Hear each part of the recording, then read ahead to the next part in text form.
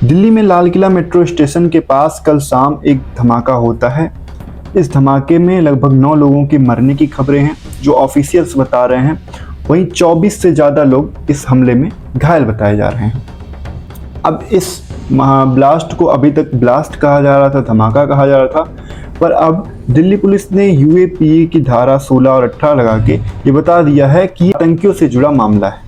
अब एक i20 car जो सफ़ेद कलर की थी वो दिल्ली के लाल किला मेट्रो स्टेशन के गेट नंबर 1 के पास पहुंचती है। अब इस कार धमाके का लाल किले के पास और जो अभी 2 दिन से कई सारे आतंकी संगठनों से जुड़े हुए लोग पकड़े जा रहे थे। इस मामले में इस बार ऐसा हुआ है कि ऐसा नहीं कि ये लोग पढ़े लिखे नहीं थे, ये लोग अच्छा खासा वेल एजुकेटेड थे और उसके बाद भी आतंकी संगठनों से जुड़कर भारत में इस धमाके की तैयारी कर रहे थे। और सिर्फ एक धमाका नहीं, शायद इससे और भी ज़्यादा धमाके की तैयारियां थी। तो समझते कि कैसे ये लोग आपस में जुड़े हुए थे और कैसे और कहां से किन लोगों को पकड़ा गया, इसको हम आप बताते हैं। सबसे पहले बात करते हैं वेस्ट बंगाल की। वेस्ट बंगाल के मुर्शिदाबाद से पुलिस ने सॉकेट बॉम्ब्स पकड़े। सॉकेट बॉम्ब्स किसके पास थे और ये कैसे पता चला? जब इस सॉकेट बॉम्ब्स को बनाया जा रहा था, बनाते वक्त एक इंसान के हाथ में सॉकेट बॉम्ब फट जाता है और उसकी मृत्यु हो जाती है, जिससे पुलिस को पता चला कि यहाँ पर ये बॉम्ब्स बनाए जा रहे हैं। ये बॉम्ब बहुत छोटे छोटे होते हैं, इसमें कीलें होती हैं।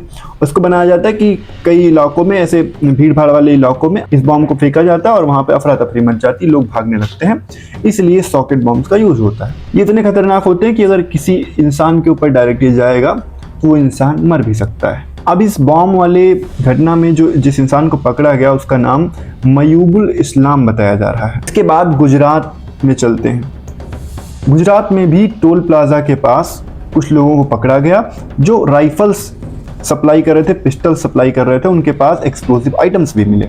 गुजरात एटीएस ने मोहिउद्दीन सैयद, मोहम्मद सुहेल और आज़ाद सैफी को टोल प्लाजा से गिरफ्तार किया। इनके पास से राइफल्स मिले, पिस्टल्स मिले, भारी मात्रा में एक्सप्लोसिव आइटम्स मिले।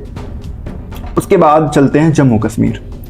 अब देखिए, इसको समझिए कि ये इसके तार कहाँ से जुड़े हुए थे। एक वेस्ट बंगाल में, एक गुजरात में और अब एक जम्मू कश्मीर।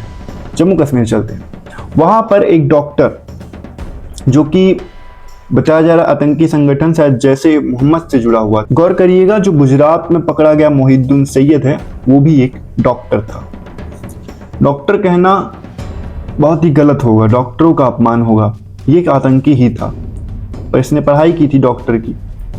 ऐसा कहते हैं कि जो लोग पढ़े लिखे होते हैं वो समझदार होते हैं, वो इन आतंकी गतिविधियों में संलिप्त नहीं होते। अब जम्मू कश्मीर पुलिस ने, एटीएस ने जिस आतंकी को जम्मू कश्मीर से गिरफ्तार किया उसका नाम है डॉक्टर अदील।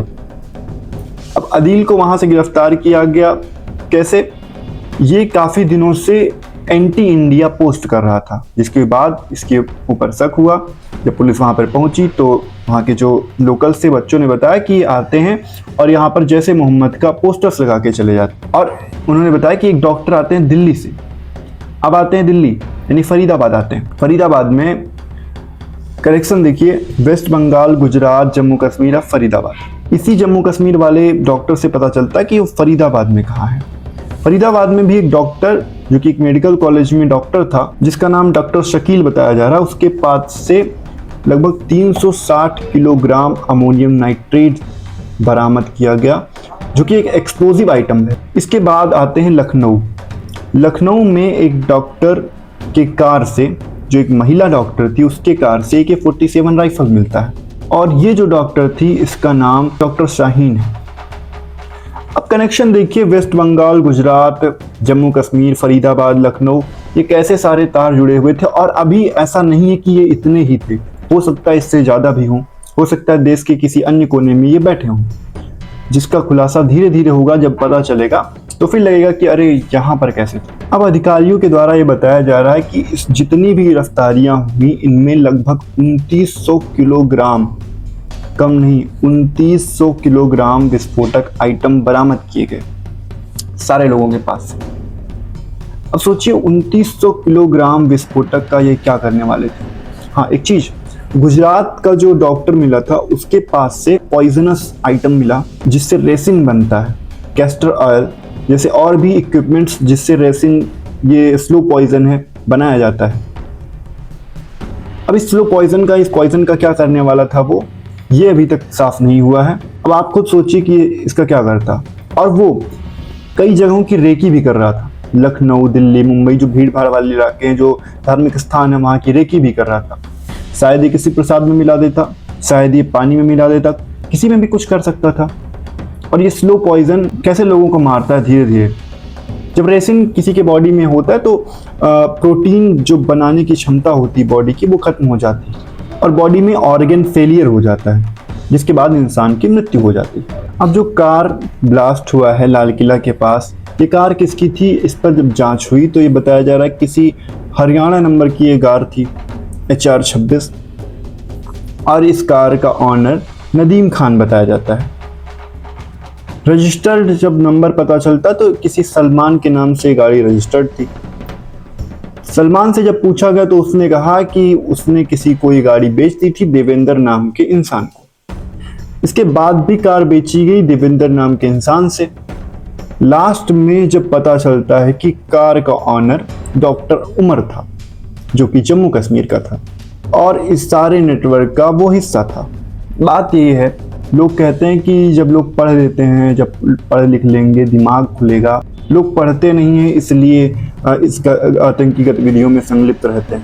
तो अभी क्या, ये लोग तो पढ़े हुए थे। गुजरात का जो डॉक्टर था वो हैदराबाद का था, वो चाइना से MBBS करके आया था, और ये सारे MBBS डॉक्टर थे। ऐसा नहीं है कि वो कोई छोटे मोटे डॉक्टर थे, झोला छाप वाले नहीं, MBBS डॉक्टर थे।